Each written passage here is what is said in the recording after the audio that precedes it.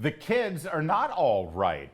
44% of millennials want it to be a criminal act if you misgender somebody because I'm lost. I'm not sure why. What's the rationale behind this? Let's bring in someone who might know. She's a senior reporter over at the Daily Signal. She's notorious MMO, Mary Margaret Olohan. Mary Margaret, this is terrifying, actually. What's going on here? Well, as a millennial, I am also very concerned about this, but I'm not super surprised. This whole generation, my generation, has been brought up and just honestly lives their lives very according to the whims of their empathy. We have been really just taught to worry about other people's feelings more than a lot of facts, more than a focus on the reality of situations. And so now we find that half of this generation apparently is okay with criminalizing using the wrong pronouns for someone. That's wild, and it's blatantly unconstitutional, and I highly doubt that you would find a court that would be willing to say otherwise. But at the same time, it's very disturbing to know that these trends are there and to see how they might affect future generations. Listen, I'm actually pro-empathy. I'm pro-compassion. I'm against actually going out of your way to insult somebody. I think we should do our best to try to find common ground.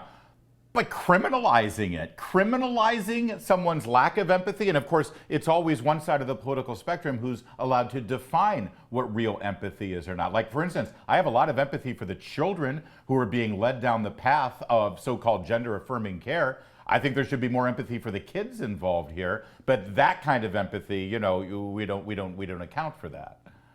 Right, and when it comes to gender-affirming care, we're told that we have to use that phrase. Right. You know, you see a lot of media outlets using the phrase anti-trans bills when they're talking about bills that are literally created to protect children from irreversible surgeries and hormones that will impact their lives forever. But the left calls that care, and if we call it something else, we are the ones that are not empathetic. We are the ones that hate children and want them to die. That's what we're told. And you see this kind of across the spectrum with hate speech. Yeah. We are told that it's hate speech to say that abortion is wrong, to say that we want to protect the unborn. We're told that it's hate speech if we improperly talk about gender, reproductive care. Even when it came to COVID, there was a lot of stuff that was considered hate speech when we were just talking about realities. And like you were saying, Larry, it's only one side of the aisle that seems to be allowed to define the terms. And we hear all these new terms, new descriptions for things that we stand against. But the left is very creative at coming up with more consumable ways of talking about these things.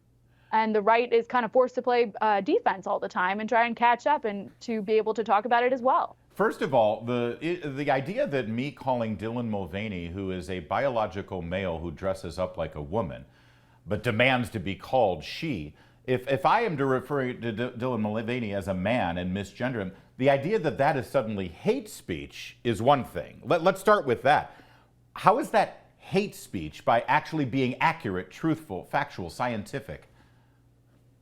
Well, it's hate speech, Larry, because we live in an age when truth is no longer acceptable. And so when the left or when ideologues are confronted with the truth, they know that they don't have a lot of recourse other than to call us hateful, because when you have the truth, it's very hard to combat that, especially when you're presented with facts and reality in a balanced way. And so there's nothing easier than to call that hate speech, because then your opponent looks evil, hurtful. They hate the other person that's trying to live their life. And we do have the truth on our side. We do have facts on our side. And I think that conservatives, it would help them a lot to, as you were saying, be empathetic, be sympathetic, be kind and generous in their dialogue with the other side and their dialogue on these topics. But at the same time, we don't budge on the truth. On the truth, right, exactly. There's actually great empathy rooted in the truth. That's what our faith tells us as well. Many descriptions of hate speech goes like this: speech that is intended to foster hatred against individuals or groups, and then they list all the groups. But see, that's the problem, that word intended. How is a government entity, in this case, as millennials are suggesting it should be a criminal act, that means the police are involved, the courts are involved, how are they to determine what my intention is based on the words I use? This is why in England we're seeing people who are arrested for silently praying on the sidewalk in front of an abortion clinic because they've decided that their intention is in some way to marginalize people. Boy, I get real scared, Mary Margaret Olohan, when the government is determining what's going on inside my head. Oh, I do too. And as soon as we were talking about this, I was thinking about these instances in Great Britain and England where people are being arrested for silently praying. Yeah. There's a crazy, crazy clip where police confront a woman, I believe, who was praying outside an abortion clinic. She wasn't even standing on the property. She was standing across the street, praying in her head. And they had to ask her, "What were you doing?" And she told them she was praying in her head. And then they arrested her and took her down to the police station. Literally thought police. Literally thought police. What were you thinking? Were you praying to a higher being? That's it. You're under arrest. It is so unbelievable, so dangerous. Thankfully, that woman has the support of ADF International.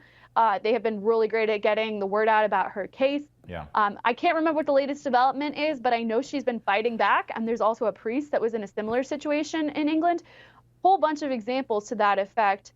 Also in Canada, in Australia, we're seeing crazy instances of this kind of punishment for alleged hate speech or thought violations. Thankfully, we don't see that much of that in the United States so far, but with all these millennials thinking this way, it's very possible some of them will enter into high positions that could impact our laws and the ability of Americans to think and speak freely. Senator Ben Cardin, Democrat of Maryland, not a millennial, said recently, if you espouse hate, you're not protected under the First Amendment.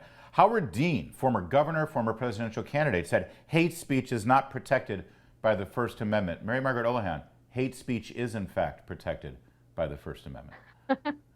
Well, I think truth speech in general is protected by the First Amendment. Obviously, there's examples of things that are incredibly offensive that you could say that you shouldn't say. But at the same time, this is the United States of America. You have the ability to say things. Yeah. And by the way, I'm not conceding the fact that so-called misgendering or using the appropriate proper, that's the twisted Orwellian language. You're accused of misgendering when you're actually using the truthful, factual, accurate gender-specific pronoun for somebody. They call that misgendering. I'm not willing to concede that that is hate speech, but even if it is, that is protected.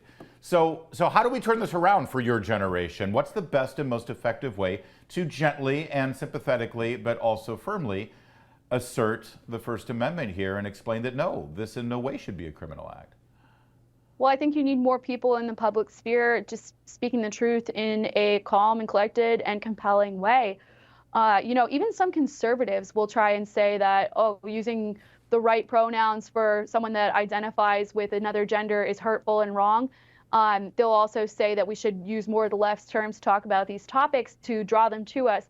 I would disagree with that. I would say that we should be speaking the truth in a way that's not designed to hurt someone. So, we don't want to hurt anyone. We should be loving and kind and compassionate, but at the same time, we need to talk about the truth. Yeah. So if a man is a man, we should call him a man. If a woman is a woman, we should call her a woman. That doesn't mean we need to use pronouns to their face to hurt their feelings, but if it's an appropriate context, we should be using them in the appropriate context.